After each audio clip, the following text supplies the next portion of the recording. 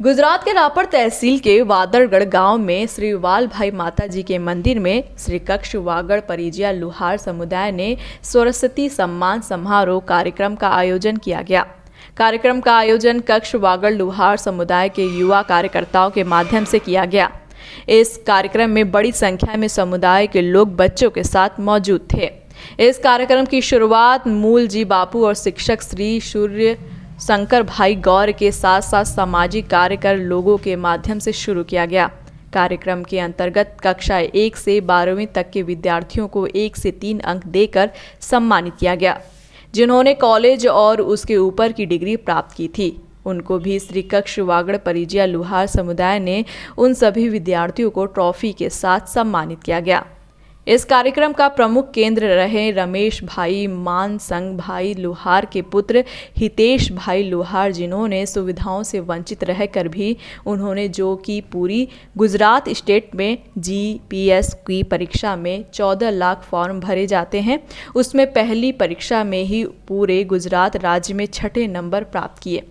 उसके 7वें दिन बाद उन्होंने पूरे गुजरात राज्य में दूसरी परीक्षा के अंदर 3रे नंबर प्राप्त कर पूरे लोहार समुदाय का नाम उजागर किया है।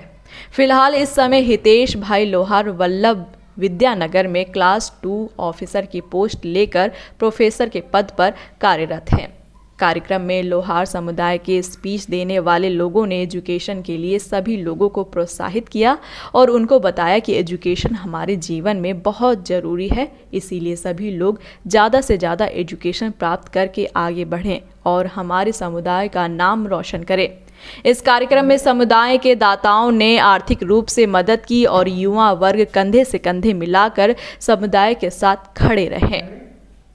पर तमे कहो कि हजी हजी घसावू छे आपणे अने एवुं चमकवुं छे के जेम करवड़ी जेम आम विखेरामां हाले अने पाछ आपती हाले चमके ने चांदी जेवी लागे साहेब, एम आपणे बधा चांदी जेवा लागीए, सोना जेवा लागीए।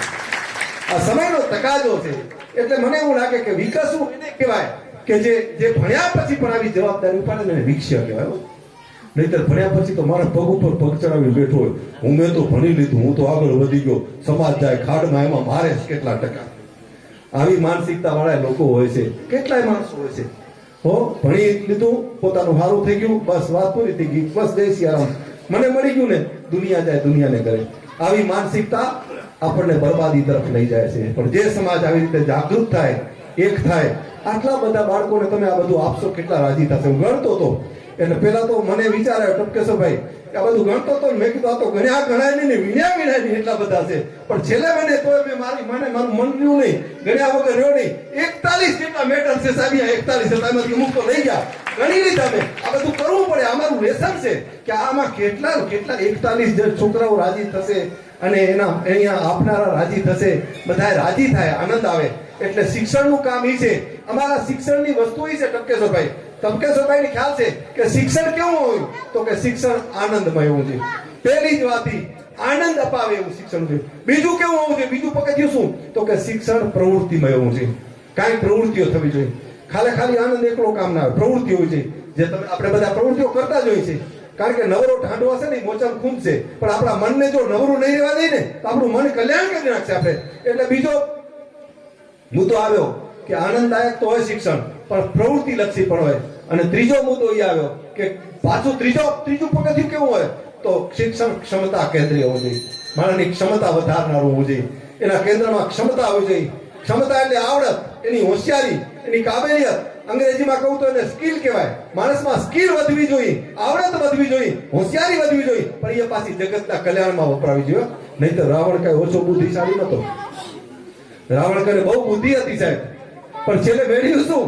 એમ કહેવાય છે કે આજની જે સાયન્સ છે ને સાહેબ ટપકેશ્વરભાઈ, આજનું સાયન્સ સૂરજના અજવાળાથી સોલરની મદદથી રસોઈ કરે છે। આજનું સાયન્સ છે ને ઘણી જગ્યાએ સોલર કુકર હોય છે, સૂર્યના પ્રકાશથી રસોઈ થાય, એને સોલર કુકર કહેવાય। તમે આ મોબાઈલ કોકનો રણકે છે લઈ લો ને, મને વિઘ્ન કરે છે। આમાં કાંઈક ને કાંઈક આપણે ઉત્તમ કામ કરીએ ને વિઘ્નો તો આવે ને આવે। આ ક્યારનું મારું લોહી પી ગયો છે મોબાઈલ બોલો લેવો, નહીતર હાવ જળ છે। એટલે આ લોહી પીનારા તો ક્યાંક ને ક્યાંક આવી જાય, તમે જોજો। આ નિયમ છે સાહેબ, સનાતન નિયમ છે। એટલે આ બધી તકલીફો થાય, આપણું ધ્યાન જાય તરત જ રીંગો વાગે એટલે। આપણે જે ઈ યોગીઓની કક્ષાએ તો હજી પહોંચ્યા નથી ને, હજી તો આપણે અયોગ્ય છે. યોગી તો કેદી બનશું મારો રામ જાણે. એટલે મારો કહેવાનો સુર એ છે કે એજ્યુકેશન, શિક્ષણ એ એક મઠારવાની વસ્તુ છે. આનંદદાયક હોય, પ્રવૃત્તિ લક્ષી હોય અને ક્ષમતા કેન્દ્રીય હોય. સાહેબ, તમને તમારી આંખો ફાટી જશે કે શિક્ષણ પાછળ આ દેશ અબજો રૂપિયા ખર્ચ કરે છે. ત્યારે આપણું બધાનું ઉત્તરદાયિત્વ વધે છે. એકલા શિક્ષકનું નહીં, સાથે વાલીનું પણ, સાથે બાળકનું પણ અને સાથે સમાજનું પણ, બધાની જવાબદારી વધે છે. એકલો શિક્ષક મથામણ કરશે પણ વાલી બાળકને મૂકશે નહીં. અમે ઘણાને અત્યારે ઓનલાઈન શિક્ષણ છે ને, તે ભણવાની અમે ડાઉનલોડ કરી દઈએ એને જે આવે ને લિંક, તો બીજે દી ડિલીટ કરી નાખેલો. હવે આમાં કરવું શું? અમારે તો ઘોડાને પાણી પીવું છે, એને અભાગ્યાને પીવું જ નથી. અમારે કરવું શું? એને હવાડો બતાવીએ, અમે પાણી મૂકીએ, પણ પાણી આરે જાવું જ નથી, પાણી પીવું જ નથી. અમારે કરવું શું? અમે ક્યારેક ક્યારેક તો માથા પછાડીએ છીએ કે અમારા ભાગ કેવા ફૂટ્યા, કે લોકોને આમ રસ્તો બતાવીએ, વિકસવાનો માર્ગ બતાવીએ. અવરચંડાઈ પેલા સાહેબ એક વાલીઓ હતો, લૂંટારો હતો, તમને બધાને ખ્યાલ હશે. એને નારદજી મળી ગયા ને એટલે તરત જ સાહેબ એને લાગી ગઈ અને નક્કી કર્યું કે મારે વાલીઓ નથી રહેવું, મારે વાલ્મીકી બનવું છે. હવે આજના વાલીઓ પગ ખોલીને કે મારે તમે પ્રયત્ન ગમે એટલા કરશો, મારે વાલ્મીકી થવું નથી, મારે વાલીઓ જ રહેવું છે. એમાં તમે કરો શું લ્યો? અમુક દાણા તો એવા હળી ગયા છે, મારા બાપ પાછા પાંગરતા નથી. અમને દયા આવી આવે છે, અમારે પીડા એ છે કે આવો માહોલ હોય અને એમાંથી જો 5 દાણા નફરટે અને દીવામાંથી દીવા નફરટે તો આ બધો વ્યાયામ વ્યર્થ છે. સંકલ્પ કરીને ઉઠીએ કે અમે આગળ વધશું, અમે એવા આગળ વધશું કે આ વિશ્વનું મંગળ થાય, વિશ્વનું કલ્યાણ થાય, આ બધા જ તત્વોનું મંગળ થાય, બધાની વૃત્તિ ઉત્તમ બને. અને શિક્ષણનું બીજું કામ શું છે? શિક્ષણનું બીજું કામ શું છે? તમને પથ્થર દેખાતો છે, આપણને બધાને પથ્થર દેખાય, પણ સાહેબ એ પથ્થર તમે કોઈ શિલ્પીને બતાવો ને તો શિલ્પી એમ કહે છે કે આમાં તો મને મૂર્તિ દેખાય છે. એ શું કરે છે શિલ્પી? સાહેબ, ટાંકણું અને હથોડી લે અને હરવે ટાંકણા અને હથોડીથી એ પથ્થરમાંથી નકામો ભાગ કાઢી નાખે, એમાંથી એક મૂર્તિ બને છે. એમ મારો શિક્ષક શિલ્પી છે. તમે બાળક આપો, એમાંથી નકામો ભાગ કાઢી નાખે અને એક મૂર્તિ કરીને જગતને આપે. આ શિક્ષણનું કામ છે, આ શિક્ષણનું કામ. આજે હું શિક્ષણ વિશે મારું મંતવ્ય રજૂ કરવા માંગુ છું. જીવનમાં શિક્ષણ ખૂબ જ જરૂરી છે. શિક્ષણ એ વ્યક્તિના આત્મવિશ્વાસને વિકસિત કરે છે અને વ્યક્તિને તેના વ્યક્તિત્વના નિર્માણ માટે મદદ કરે છે. યુગોથી માનવ સમાજે શિક્ષણનું મહત્વ સ્વીકાર્યું છે. શિક્ષણ એ ખૂબ જ ઉપયોગી અને મૂલ્યવાન પ્રક્રિયા છે. નાનપણમાં શિક્ષણનો પહેલો પાઠ આપણને આપણી માતા પાસેથી મળે છે. સભ્ય સમાજની તે અનિવાર્ય જરૂરિયાત છે. શિક્ષણ માનવીના સર્વાંગી વિકાસની પ્રક્રિયા છે, જેના દ્વારા માનવી અજ્ઞાનરૂપી અંધકારમાંથી જ્ઞાનરૂપી પ્રકાશ તરફ ગમન કરવા માટે પ્રેરે છે. એક ચિંતકે કહ્યું છે કે એક શાળા ઉઘડે છે ત્યારે 10 જેલો બંધ થાય છે. તેમાં શિક્ષણનું મહત્વ સૂચવાયું છે. શિક્ષક અને શિક્ષણની શક્તિનો પરિચય કરાવતા ચાણક્યએ કહ્યું હતું કે शिक्षक कभी साधारण मनुष्य नहीं होता, शिक्षक कभी साधारण मनुष्य नहीं होता, सर्जन और प्रलय उसकी गोद में पलते हैं. आमा शिक्षणનું મહત્વ સૂચવાયું છે. સંતો, મહંતો, ઉપદેશકો, સમાજ સુધારકો મળીને વર્ષો સુધી જહેમત કરીને જે કાર્ય કરી શકતા નથી તે કાર્ય શિક્ષણ સહેજ વારમાં કરી શકે છે. શિક્ષણનો અર્થ થાય છે અનુશાસનમાં રહેવું, અર્થાત શિસ્તબદ્ધ રહેવું. બીજા શબ્દોમાં કહીએ તો શિક્ષણ એટલે માનસિક સંતુલન અથવા મનને શિસ્તબદ્ધ બનાવે તે. શિક્ષણ એ માનવીના જીવનનો આધાર સ્તંભ છે. તેના દ્વારા જ વ્યક્તિ વિદ્વાન, ચારિત્રવાન અને બુદ્ધિમાન બને છે. શિક્ષણનું મહત્વ સમજાવતા એરિસ્ટોટલ લખે છે કે નિર્જીવ મનુષ્ય કરતા જેમ જીવંત મનુષ્ય ચડિયાતો છે, નિર્જીવ મનુષ્ય કરતા જેમ જીવંત મનુષ્ય ચડિયાતો છે, તેમ યુવા શક્તિનું તે નિયમન છે, વૃદ્ધિનું આશ્વાસન છે, ગરીબોની સંપત્તિ છે અને શ્રીમંતોનું આભૂષણ છે. શિક્ષણ દ્વારા શિક્ષણ પ્રાપ્ત કરીને વ્યક્તિ પોતાનું, પોતાના સમાજનું અને પોતાના પરિવારનું નામ રોશન કરે છે. શિક્ષણ દ્વારા જ શિક્ષિત સમાજનું નિર્માણ થાય છે. શિક્ષણ મેળવવાનો હક સર્વનો છે, તેમાં કોઈ નિમ્ન કે ઉચ્ચ હોતું નથી. ડોક્ટર બાબા સાહેબ આંબેડકર તેનું ઉત્તમ ઉદાહરણ છે. ડોક્ટર બાબા સાહેબ આંબેડકરનો જન્મ એક દલિત કુટુંબના ઘેર થયો હતો. તેમણે સમાજના ઘણા બધા ભેદભાવ સહન કર્યા. તેઓ ઉચ્ચ અભ્યાસ માટે વિલાયત ગયા, PhD થયા. શિક્ષણ પ્રાપ્ત કરીને તેઓ પોતાનું, પોતાના પરિવારનું અને પોતાના રાષ્ટ્રનું કલ્યાણમાં મહત્વનો ભાગ ભજવ્યો. એ જ દલિત વિદ્યાર્થી કે જેને ઘણા બધા અન્યાયનો ભોગ બન્યો હતો, તે શિક્ષણ પ્રાપ્ત કરીને બધાનું કલ્યાણ કરી શક્યા. અને એ જ દલિત વિદ્યાર્થી ડોક્ટર બાબા સાહેબ આંબેડકર ભારતના બંધારણનો ઘડવૈયો બન્યો અને ઇતિહાસમાં અમર થઈ ગયો. આ શિક્ષણનું સમર્થક છે, શિક્ષણનો પ્રભાવ છે. આપણા દેશમાં મહિલા અને પુરુષોને સમાન દરજ્જો આપવામાં આવે છે. મહિલાઓ આગળ ભણે તે માટે આપણે તેમને પ્રોત્સાહન આપવું જોઈએ. જો મહિલાઓ આગળ ભણશે તો તે પોતાનું, પોતાના પરિવારનું અને પોતાના સમાજનું નામ રોશન કરશે. સરકારે પણ કન્યાઓ આગળ ભણે તે માટે ઘણી ખરી યોજનાઓ અમલમાં મૂકી છે. જેમ કે એક સ્થળેથી બીજે સ્થળે અભ્યાસ કરતી કન્યાઓ માટે વિનામૂલ્ય સ્ટુડન્ટ પાસની યોજના, કન્યા કેળવણી રથયાત્રા, સર્વોચ્ચ વિદ્યાર્થીનું સન્માન, સર્વ શિક્ષા અભિયાન વગેરે યોજનાઓ અમલમાં મૂકી છે. મહિલાઓ માટે ભારતના બંધારણમાં કરવામાં આવેલા 73મા સુધારા અનુસાર પંચ રાજ્ય સ્તરથી ગ્રામ પંચાયતથી લઈને નગરપાલિકા સુધી અને રાજ્ય સ્તરની સંસ્થાઓમાં 33% અનામતની જોગવાઈ કરવામાં આવી છે. જો વ્યક્તિ શિક્ષિત હશે તો તે પોતાના તર્કશક્તિ દ્વારા સારા નરસારાનો ભેદ કરી શકે છે. તે કોઈના દોરવેલા રસ્તા પર ચાલતો નથી. શાળા કે મહાશાળામાં જઈને માત્ર માહિતી મેળવવી કે ડિગ્રી પ્રાપ્ત કરવી એ કઈ કેળવણી નથી. કેળવણી તો સતત આજીવન ચાલનારી પ્રક્રિયા છે. ગાંધીજી કેળવણીનું મહત્વ સમજાવતા કહે છે કે બાળક અને વ્યક્તિના મન, શરીર અને આત્મામાં રહેલા ઉત્મર્ષોનું આવિકરણ એટલે કેળવણી. કૌટિલ્ય શિક્ષણની વ્યાખ્યા આપતા જણાવે છે કે માનવીને ચારિત્ર્યવાન અને જગતને ઉપયોગી બનાવે તેને જો શિક્ષણ કહેવાય. માનવીના ઉજ્જવળ ભવિષ્ય માટે શિક્ષણ ખૂબ જ આવશ્યક છે. તે સ્ત્રી અને પુરુષ બંને માટે સમાન રૂપે આવશ્યક છે. સારું શિક્ષણ આપણને ઘણા ઉદ્દેશો આપે છે અને વ્યક્તિનું મસ્તક ઉચ્ચ સ્તરે વિકસિત કરવાનું કાર્ય કરે છે.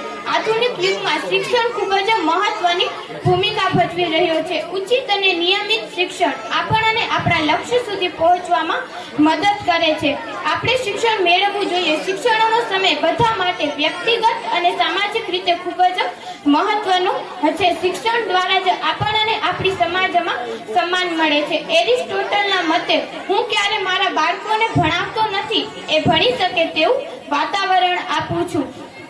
ભગવાન શ્રી રામ અને શ્રી કૃષ્ણએ શિક્ષા પ્રાપ્ત કરવા માટે બાળપણમાં પોતાનું ઘર છોડીને શિક્ષા મેળવી હતી અને પોતાના જીવનને સાર્થક બનાવ્યું હતું. શિક્ષણ જેવું અમૂલ્ય ધન મેળવવા માટે આપણે હંમેશા પ્રયત્નશીલ રહેવું જોઈએ. અત્યારે આપણે જોઈ શકીએ છીએ કે જે દેશ શિક્ષિત છે તે દેશ વિકસિત છે. વ્યક્તિના અંધકારમય જીવનમાં જ્ઞાનરૂપી પ્રકાશ પાથરીને ઉડવાની પાંખો શિક્ષણ જ આપે છે. સાચા અર્થમાં શિક્ષણ એ વ્યક્તિની ત્રીજી આંખ છે એમ કહેવું કાં ખોટું નથી. કદમ હોય અસ્થિર એને રસ્તો જડતો નથી. કદમ હોય અસ્થિર એને રસ્તો જડતો નથી. અડંગ મનના મુસાફિરને હિમાલય પર નડતો નથી. અસ્તુ. ઠીક હતું કે ખાલી એક દૂરદર્શન આવતું ગામમાં ડીડી ગિરનાર, બાકી કાંઈ ના આવતું એટલે કાંઈ ચિંતા નથી. હવે સોશિયલ મીડિયાનો મારો એટલો છે કે છોકરો ભણવા ધારે તો પણ ભણી શકે એમ નથી. તો આ પરિસ્થિતિમાં કઈ રીતે ભણવું એનું સારામાં સારું ઉદાહરણ છે આપણી વચ્ચે બેઠેલો હિતેશ, રમેશભાઈનો પુત્ર. આપણામાંથી ઘણા બધાને ખ્યાલ નહીં હોય, થોડોનો આછરો પરિચય આપું. આપણા ગુજરાતમાં હું ભૂલતો ન હોઉં તો દર વર્ષે હિતેશભાઈ 14 લાખ વિદ્યાર્થીઓ ફોર્મ ભરે છે, રાઈટ? હા. જીપીએસસી એટલે કે ગુજરાત ગૌણ સેવા પસંદગી મંડળ કોઈ નેતાની લાખ વર્ગ ના આલે, કોઈની ભલામણ ના આલે, કાંઈ ના આલે કે ભાઈ હું લાખ, 10 લાખ, 50 લાખ દઉં છું, મારા દીકરાને લઈ લેજો, પાસ કરી દેજો. ના, કઈ નથી ચાલતું એમાં. હાલની તારીખમાં પણ એટલી જ વિશ્વસનીય સંસ્થા છે, શોર્ટકટ નામ એનું જીપીએસસી. એ જીપીએસસીમાં દર વર્ષે 14 લાખ વિદ્યાર્થીઓ ફોર્મ ભરાય એટલે કે પરીક્ષામાં બેસે. 3 ટ્રાયમાં પરીક્ષા લેવાય. એમાં પ્રથમ પરીક્ષા લેવાય એમાં 14 લાખમાંથી 13.5 લાખ ફેલ થઈ જાય, માત્ર 50,000 પાસ થાય પહેલી પરીક્ષામાં. એ 50,000 વિદ્યાર્થીઓ બીજી પરીક્ષા આપવા બેસે અને બીજી પરીક્ષામાં 50,000માંથી માત્ર 5,000 પાસ થાય, 45,000 ફેલ થઈ જાય. ત્રીજી પરીક્ષા જે ઇન્ટરવ્યુ સ્વરૂપે હોય એમાં 5,000માંથી માત્ર 500 પાસ થાય, 500, 4500 ફેલ થઈ જાય. 14 લાખમાંથી માત્ર 500 વ્યક્તિઓને સિલેક્ટ કરવામાં આવે છે. આવી અઘરી પરીક્ષા આપણા આ છોકરા પાસ કરી છે. તો આ જે સરસ્વતી સન્માન આપણા જે સમાજના બાળકો છે જે હાલ ભણી રહ્યા છે એમને પ્રોત્સાહન મળી રહે એ માટે જે આ કાર્યક્રમનું આયોજન કર્યું છે એવા જે ભાઈઓજનો છે વડીલજનો છે એમનો પણ આપણે આભાર વ્યક્ત કરીએ કે આવો સરસ પ્રોગ્રામ અહીંયા એમને રજૂ કર્યો છે. મારી મોટા ભાગની વાત વિદ્યાર્થી લક્ષી હશે કે જે ભવિષ્યના યુવાનો જે આગળ વધી રહ્યા છે એમને પ્રોત્સાહન મળે એ વિષય હશે અને ત્યારબાદ થોડી ઘણી જે સામાજિક બાબતો જે સમાજને પણ અનુરૂપ થાય એ માટેની હશે. તો આમ તો શિક્ષણની જે હમણાં વાત કરી આપણા જે માનનીય શ્રી જે પધારેલ છે ગુરુ કે શિક્ષણ શું છે, તો શિક્ષણ એ કલ્ટિવેશન ઓફ માઇન્ડ એટલે કે એનું મૂળભૂત જે કારણ છે એ ફક્ત ને ફક્ત છે તમારા મગજનો વિકાસ થાય. બરાબર, શિક્ષણને રોજગારી સાથે કોઈ લેવા દેવા નથી અથવા તો શિક્ષણને સમાજ સાથે છે પરંતુ એના માટે અમુક પરિબળો જોઈએ છે કે જે શિક્ષણને સમાજ સાથે જોડે. કારણ કે ખાલી શિક્ષણ મેળવી લેવું એ મહત્વની વસ્તુ નથી, પણ શિક્ષણ સાથે તમારે સંસ્કાર પણ હોવા જરૂરી છે, વિવેક પણ હોવો જોઈએ છે અને સાથે સાથે આધ્યાત્મિક જ્ઞાન પણ હોવું જરૂરી છે. એટલે હું મારા વિશે તમને વાત કરીશ જેથી વિદ્યાર્થીઓ જે મારા ભાઈઓ બહેનો છે એમને પ્રેરણા મળે કે કઈ રીતના આપણે જે જીપીએસસી ની જે વાત કરવાની છે કે કઈ રીતના પાસ થઈ. તો સૌપ્રથમ કહી દઉં કે મેં 3 પરીક્ષાઓ પાસ કરી છે જેની અંદર જીપીએસસી ક્લાસ 2 જે હમણાં મામાએ વાત કરી કે 14 લાખ ફોર્મો ભરાય છે એની અંદર સમગ્ર ગુજરાતની અંદર 6ઠ્ઠો ક્રમ આવેલો છે અને ત્યારબાદ બીજી જીપીએસસી ફક્ત ને ફક્ત એક જ અઠવાડિયાની અંદર જે આસિસ્ટન્ટ પ્રોફેસર માટેની હોય છે એમાં સમગ્ર ગુજરાતમાં 3જો નંબર આવેલો છે. એટલે અને જે હાલ જે આસિસ્ટન્ટ પ્રોફેસર મદદનીશ અધ્યાપક તરીકે સરદાર પટેલ યુનિવર્સિટી વિદ્યાનગરમાં હું કાયમી અધ્યાપક તરીકે ત્યાં મારી ફરજ બજાવી રહ્યો છું. સર્વે અગ્રણીઓ સમાજના અને વડીલો કાર્યકર્તાઓ અને સગાવાલા સંબંધી સ્નેહીજનો મિત્રો ભાઈઓ બહેનો દરેકને જય વિશ્વકર્મા જય વાલભાઈમાં. આજે સૌપ્રથમ હું મારું વક્તવ્ય શરૂ કરું તેના પહેલા હું ખરેખર આ જે કાર્યક્રમનું આયોજન કર્યું છે તેમને દરેકને અને જે પણ લોકો આ કાર્યક્રમમાં સહભાગી થયા છે અને આ કાર્યક્રમને કહેવાય ને કે શરૂ કર્યો તેમનો ખરેખર ધન્યવાદ આપું છું અને દિલથી આભાર માનું છું કે ખરેખર આવું કાર્ય કર્યું અને મને અહીં બોલવાનો મોકો આપ્યો તેના માટે હું ખૂબ ખૂબ આભાર માનું છું તેમનો. હું જ્યારે શાળામાં ભણતો કોલેજમાં ભણતો ત્યારે મારા જે છે મારી સાથે ભણતા મિત્રો એ હંમેશા વાત કરતા કે અમારી સમાજમાં આજે સરસ્વતી સન્માન સમારોહનો કાર્યક્રમ છે, મારે ત્યાં જવાનું છે અને ત્યાં આવી રીતના વિદ્યાર્થીઓનું સન્માન કરે છે અને વિદ્યાર્થીઓને પ્રોત્સાહિત કરે છે કે તમે ભણો આગળ આવો. તો મને ત્યારે પણ એવો વિચાર આવતો એમ કે ખરેખર આપણા સમાજમાં પણ આવું જો કોઈ કાર્ય થાય તો કેવું સારું એમ આપણો સમાજ પણ શિક્ષણ પ્રત્યે આગળ આવે. તો આ બહુ શું કહેવાય આપણે મેં વિચાર કર્યો હતો અને એ દિવસ આજે આવી ગયો એટલે મને ખરેખર અંદરથી દિલથી ખૂબ કહેવાય ને કે શું કહેવાય આપણે મને આનંદ થાય છે એમ કે આ કાર્યક્રમનું જે છે શરૂઆત આપણી થઈ ગઈ એમ. અને આપણે જાણીએ છીએ કે આ કાર્યક્રમનો મુખ્ય હેતુ એ જ છે કે સમાજમાં આપણી સમાજ જે છે એમાં શિક્ષણનું જે પ્રમાણ છે જે ઓછું છે. તો આવા કાર્યક્રમો જે આપણે કરતા રહીએ તો સમાજમાં દરેક વિદ્યાર્થીઓને વાલીઓને જે છે એ શિક્ષણમાં જાગૃતતા આવે એમ. વાલીઓ જે છે માતા પિતા જે છે એ શિક્ષણ પ્રત્યે જાગૃત થાય અને પોતાના બાળકને સારું શિક્ષણ આપે અને ખરેખર બાળકો વિદ્યાર્થીઓ જેટલા છે તેમને પણ અંદરથી પ્રેરણા મળે, પ્રોત્સાહન મળે કે ના અમે પણ ભણીએ અને આવી રીતના સમાજમાં જઈએ તો સન્માન થાય. એ હિસાબે પણ તેઓ આગળ શું કહેવાય ભણતા હોય અને પોતાની જીવનમાં આગળ વધતા રહે એવું એમને પ્રોત્સાહન મળે એમ. આપણને ખ્યાલ છે કે જ્યારથી પૃથ્વીની શરૂઆત થઈ ત્યારથી કેટલા સજીવો જે છે આપણી પૃથ્વી પર વસે છે. મનુષ્ય છે, પશુ પક્ષીઓ છે, જીવજંતુઓ છે એમ.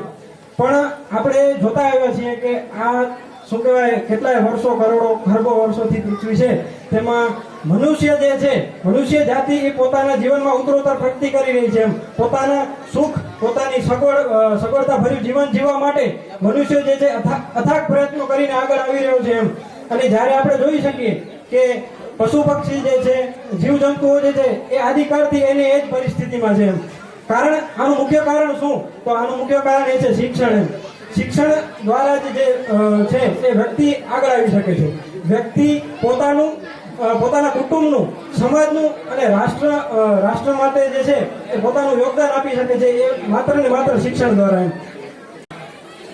હવે હું અત્યારે જે બાળકોના પ્રવચનો આપ્યા એ પ્રવચનોમાંથી જ અમુક મુદ્દાઓ લઈને આવ્યો છું.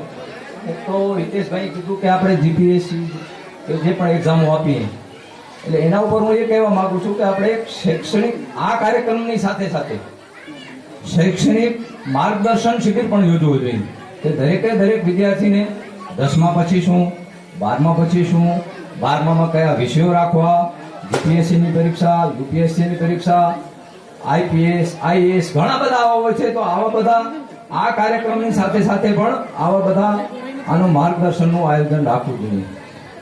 પછી બીજો એક બેને હમણાં વાત કરી, કિરણબેને, કૃષ્ણ ભગવાન અને બળદેવ ઘર છોડી અને આશ્રમમાં ભણવા ગયા હતા. આપણે બધાએ કોઈ એવો વિચાર કર્યો કે આપણા 9મું ધોરણ ભણે છે કે 10મું ધોરણ ભણે છે, ગામડાની અંદર આ 9મા સુધી કે 10મા સુધી ભણવાની વ્યવસ્થા હોય જ છે. એના પછી આગળ એ વિદ્યાર્થી કઈ રીતે ભણશે?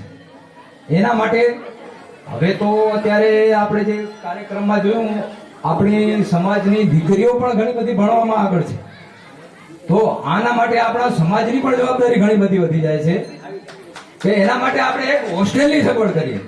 ભૂમિ એમ કહે છે કે જ્યારે કંઈક અમારા માતાજીનું કે સામાજિક કે કોઈ પણ પ્રકારનું આપણા સમાજના કોઈ ભાઈનો ફોન આવ્યો, મને એમ લાગે હું એને મદદ કરી શકું એમ છું.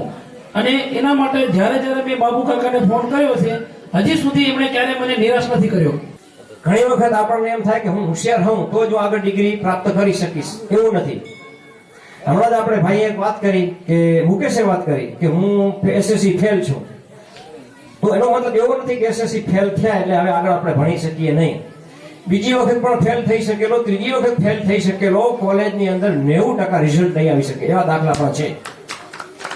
મહાત્મા ગાંધીજી નાપાસ થયેલા, હું મોટામાં મોટું ઉદાહરણ આપું. મહાત્મા ગાંધીજી નાપાસ થયા હતા, વકીલાત કરતા હતા.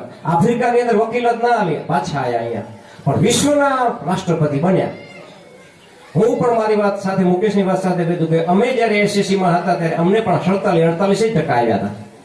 12માં એનાથી પછી આવ્યા, કોલેજમાં એનાથી પછી આવ્યા, પછી હવે ફર્સ્ટ ક્લાસ આવ્યા. શરૂઆતમાં અમે સાવ ઢ હતા, પણ પાછળ અમારી પાસે અમને ખબર ન પડી. માણસનું માઇન્ડ છે ને એ પોતાની બુદ્ધિ ગમે ત્યારે ડાયવર્ટ થઈ શકે છે. એવું નથી કે શરૂઆતમાં શિક્ષણની પાસે પેલા બીજા ત્રીજા ધોરણનું બાળક નકલું છે, હવે નથી ભણવા દેવું, ક્યારેય નહીં વિચારવાનું. ભલે 10મા ધોરણનું બાળક નાપાસ થયો, 100% એ બાળક 11મા 12મા ધોરણમાં એનું માઇન્ડ ડાયવર્ટ થઈ શકે છે. એ કોલેજમાં એનાથી પણ માઇન્ડ પાવરફુલ બની શકે છે. અને જ્યારે ડબલ ગ્રેજ્યુએટ થતું હોય, અનુસ્નાતક થતું હોય, ત્યારે એ બાળકની બુદ્ધિ એકદમ એટલી બધી વિકસિત થઈ જતી હોય છે કે એનું 93% રિઝલ્ટ આવવાના દાખલા અમે જોયેલા છે. જયારે શરૂઆતમાં ભલે નાપાસ થઈ જાય, એટલે એવું પણ નહીં વિચારવાનું. આજે હું તમને કહી દઉં કે કચ્છ મૈત્રની અંદર આજે મેં વાંચ્યું છે ગીડી ગામનો દાખલો. દેવા વજા રજપૂત નામનો છોકરો છે, 10મા ધોરણની અંદર એને કેટલું પરિણામ આવ્યું ખબર છે? 12 માર્ક 10 માર્ક. આના કચ્છ મિત્ર વાંચી લો, આજે જ છે. એને જયારે એસએસસી ની ફરીની ટ્રાય આપેલી ત્યારે એનું રિઝલ્ટ 85% આવી ગયું. બોલો, આજનો દાખલો તમને ગીડી ગામની વાત કરી દો. એટલે નાસીપાસ નહીં થઈ જવાનું, પાણીમાં નથી બેસી જવાનું. આ પાણીમાં બેસી જાય, નથી ભણવું. મા બાપ એમ વિચારે કે આપણું બાળક ભણવામાં હાવ નબળું છે, ભલે નબળું એને ટ્રાય કરો, સખત બીજી ટ્રાય આપો, ભલે બીજી વખત નાપાસ તો ત્રીજી ટ્રાય કરો, 100% સફળતા મળશે ને મળશે. સિમ્પલ કહેવત છે, કરોડિયો હજારો વખત વાયર એનો જે તાળ બાંધે હજારો વખત તૂટી જાય, છેવટે એ જાડું બાંધીને જ રહે છે, જાડું બાંધ્યા વગર મૂકતો નથી. એટલે આપણે પણ ક્યારે નાસીપાસ નહીં થવાનું, સતત ભણાવ્યા રાખો, સતત ભણાવ્યા રાખો. પહેલેથી જ ઈચ્છા છે કે આપણું ના બાળક છે આનો મૂકી દો, નથી ભણાવો. આપણે શું કરીએ છીએ? લોઢા ટીપાવો. આપણા બાપ દાદા એ જ કરતા હતા, કરાવો દેશી કામ. મારે શું વિચારવાનું? મારા બાપા લોઢા ટીપતા હતા. મારા બાપાને 50 પૈસાને 1 રૂપિયો 1 ગ્રામનું પાનું કઢાવવાના મળતા હતા. એ દિવસો મેં જોયા છે. 1 રૂપિયો મળતો હતો, એવી ગરીબી હતી. પણ મારા બાપાનો એક નિર્ણય હતો, મારે મારા દીકરાને ભણાવવો છે. મેં મારા હાથમાં હથોડી કદાપી નથી ચાલી. મારું પણ નાનપણ ગરીબીમાં હતો, એકદમ ગરીબીમાં હતો, પણ મારા બાપાએ એવું વિચાર્યું કર્યું આને ભણાવવો છે. મારા ભાઈઓએ વિચાર્યું કે ભણાવવો જ છે અને મને ભણાવ્યો. એમના મનમાં જે હતું મનમાં તમન્ના એ મને તમન્ના કરાવી. ભલે હું નબળો જ હતો ખરેખર 1 થી 10 ધોરણ સુધી, પણ ખરેખર આગળ જતા હું પણ આગળ આવી શક્યો. હું આગળ આવ્યો, એની સાથે સાથે મારા પરિવાર બીજાને પણ મેં લો કરાવ્યું, છોકરાને પણ લો કરાવ્યો. એટલે એવું પણ નહીં થવાનું કે આપણે નબળા છીએ તો આપણે ભણવાનું નથી, આપણા બાળકને નહીં ભણાવવાનો. નહીં, એવી વસ્તુ અમુક જગ્યા ઉપર હઠ કરવી પડે. નહીં, તને ભણાવવું જ છે, તું ગમે એમ કર, સખત કોશિશ કરો, હાર્ડ વર્ક કરો, બહુ મહેનત કરવાની. એટલે કે ત્યાંથી પાસી પાસ થવાનું નહીં. એના પછીની મારે વસ્તુ એવી વાત કરવી છે આ બધાની સાથે. એક વાત આની સાથે શિક્ષણની સાથે થોડી સમાજની પણ વાત લઈ લઉં, એટલે થોડું મિક્સિંગ રાખું મીઠાઈ અને બંને વાતોને. આપણા સમાજની અંદર પણ આ બધી થોડીક શિક્ષણ બાબતની થોડી નબળાઈ છે અને જ્યાં સુધી નબળાઈ રહેશે ત્યાં સુધી આપણે વિકાસ કરી શકશું નહીં. એક આપણા કોઈ આગળ એક સ્પીચ આપી, હા કોણે એક સ્પીચ આપી, આપણે એક દીકરી આપણી સ્પીચ આપી ગઈ કે જે દેશ શિક્ષિત છે એ જ દેશ વિકસિત છે.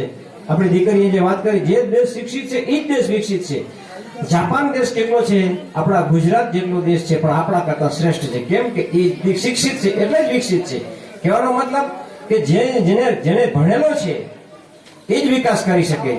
ભાઈશ્રી હમણાં એક પણ ભાઈ વાત કરી કે જે શિક્ષણથી બુદ્ધિથી માણસ જે વિચાર કરી શકે છે માણસનામાં જ એક છે. વિશ્વની અંદર હજારો નહીં લાખો જીવ છે. આપણાથી કરી ઢોરની વાત કરો, નાના નાના જીવજંતુની વાત કરો, પક્ષીની વાત કરો, આવા કરોડો જીવ છે આપણી સરખામણી કરીએ એટલે. બધાને આત્મા એક સરખી જ છે. કીડી મૃત્યુ પામે, એનામાં મૃત્યુ પછી એનામાં પણ આત્મા નીકળી જાય. પક્ષીનું મૃત્યુ થાય, એનામાં પણ આત્મા નીકળી જાય.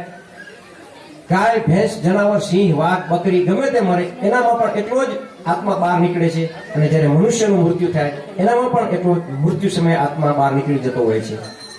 તો મનુષ્ય જેટલું બુદ્ધિશાળી પ્રાણી છે એટલું આટલા કરોડો જીવમાંથી કોઈ બુદ્ધિશાળી પ્રાણી નથી. એટલે આપણામાં જે બુદ્ધિ છે એવી કોઈનામાં બુદ્ધિ નથી.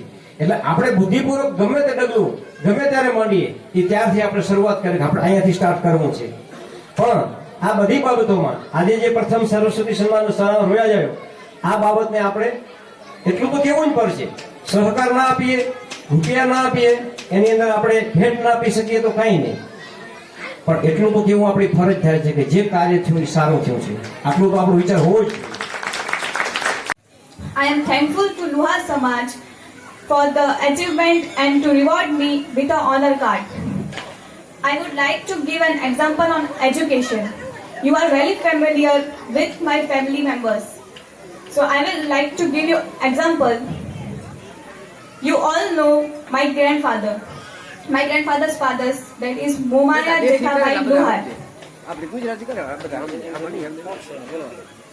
His son Bachubhai Luhar had dreamed that his brother Tapubhai Luhar could become an advocate in High Court and notary. So my uncle Tapubhai Luhar proved it and achieved in this field, and my grandfather's dream came true. So we all should give our 110% to achieve something in life. Like my grandfather had a dream on behalf of Tapubhai Rathod, my father has also dreamed something about me, and I will give my 110% to prove it and to achieve something in my life. I have given 12 to 13 years of my life to my school and teachers, so I knew how important the education is in our life. There are some persons in my family, Rathod family, who has achieved something on the another in our family. So the persons are Rushikesh Tapubhai Rathod, who had achieved advocating High Court and notary. And Jignesh Rathod has completed his graduation, and there are such people who are performing under graduation. They are Mitesh Bhai Rathod and Rashmi Rathod, who has applied for his education in notary and advocate. And talking about me, so I am performing and attending classes of class 11 science So if your good wishes and best rewards will be with me, then I will also achieve something and will be in your use too. In Luhar Samaj, there is a lack of literacy, so one should gain it and get rid of it. To gain something is not very hard. If one is educated, then he can be a candidate of class 1, class 2, class 3 and can achieve a goal in the candidates of doctor, engineer, police, etc. If you are educated, then you won't have to bow down to a person. A person will bow down to you. That means, અગર તમે શિક્ષિત છો તો તમને કોઈ આગળ નમવું નહીં પડે. એ લોકો તમારા આગળ નમશે. Thank you. આપણે આવ્યા છીએ પ્રોફેસરને ત્યાં હિતેશભાઈ, જે વલ્લભ વિદ્યાનગરમાં હાલમાં પ્રોફેસરની ફરજ બજાવી રહ્યા છે. તો આપણે એમનાથી થોડું જાણવાની કોશિશ કરીએ. હિતેશભાઈ, પહેલાં તો આપનું નામ અને આપ કઈ જગ્યાએ ફરજ નિભાવી રહ્યા છે જણાવશો? મારું નામ લુહાર હિતેશ રમેશભાઈ છે અને હું આણંદ જિલ્લાના વલ્લભ વિદ્યાનગર વિસ્તારમાં સરદાર પટેલ યુનિવર્સિટીમાં પીજી ડિપાર્ટમેન્ટ ઓફ ઇકોનોમિક્સમાં મદદનીશ અધ્યાપક તરીકે કાર્યરત છું. ઓકે, તો હવે આ સાહેબ અત્યારે વલ્લભ વિદ્યાનગરમાં એ લોકોની સાહેબની પોસ્ટ છે પ્રોફેસર તરીકેની. તો ચાલો હવે આપણે એમનીથી જાણીએ કે સાહેબને આ પોસ્ટ દરમિયાન શું શું તકલીફ થઈ. સાહેબ, જણાવશો આપને આ પોસ્ટ સુધી પહોંચવામાં કેટલી તકલીફ પડી છે?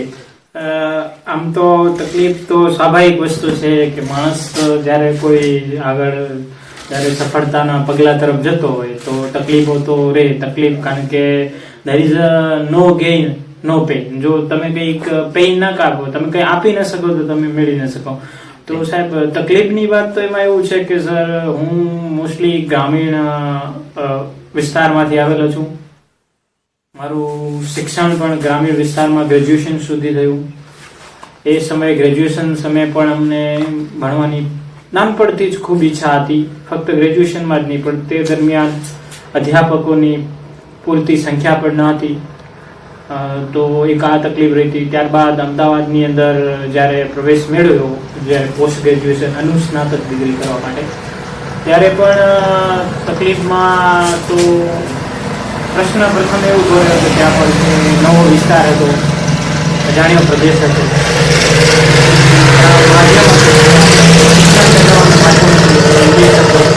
પણ સમસ્યારૂપ બનતું.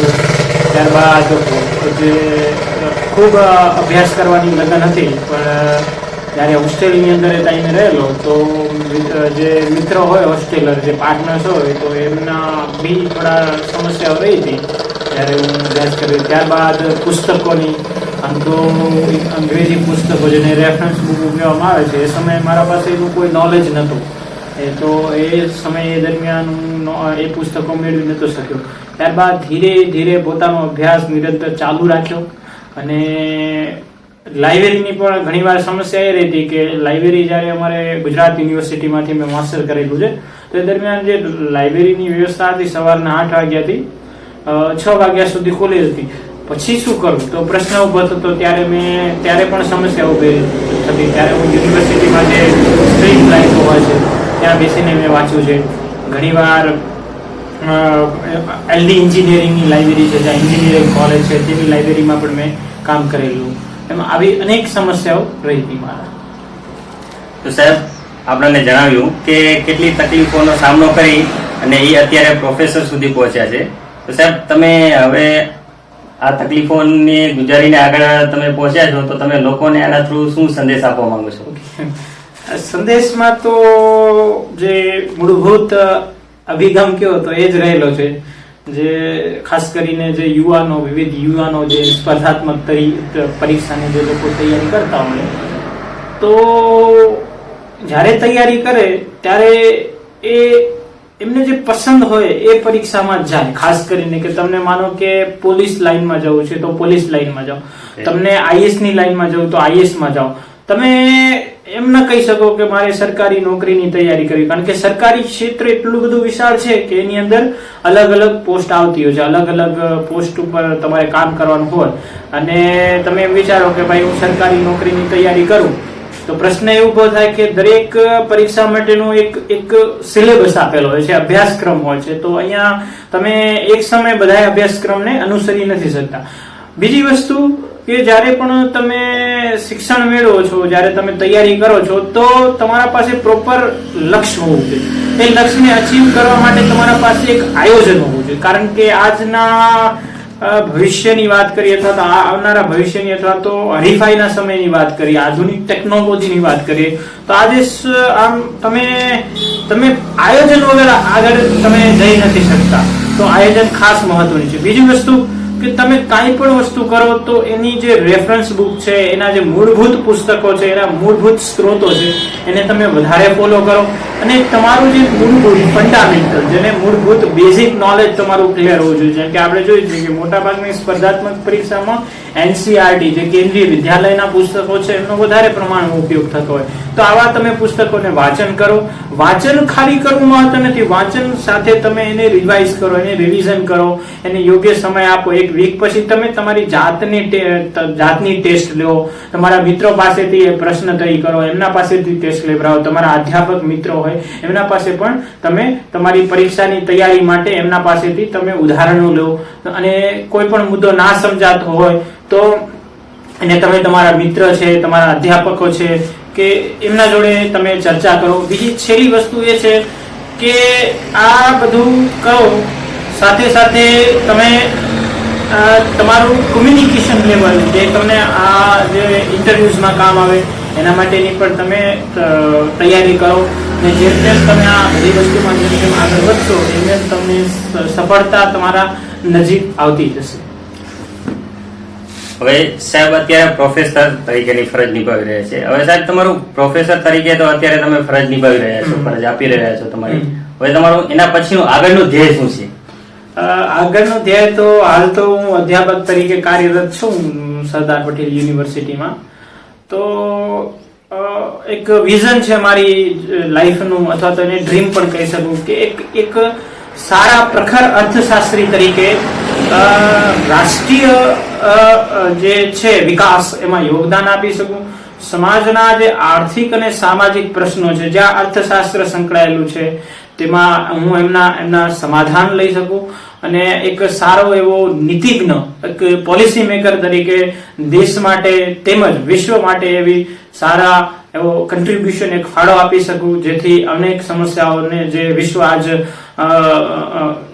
સફર થઈ રહ્યું છે, જેના અનુભવ થઈ રહ્યો છે વિશ્વને, તો એ જે છે એ સમસ્યાઓને હું સમાધાન ઉકેલી અને સમાજમાં એક સસ્ટેન, જેને ટકાઉ વિકાસ તરીકે આગળ લઈ જાઉં. આજે આપણે હિતેશભાઈ લોહાર, જે લોહાર સમાજનું ગૌરવ, એમના વિશે જાણ્યું. Reporting by Suraj Lohar, IHRC 24/7 પાદરગઢ.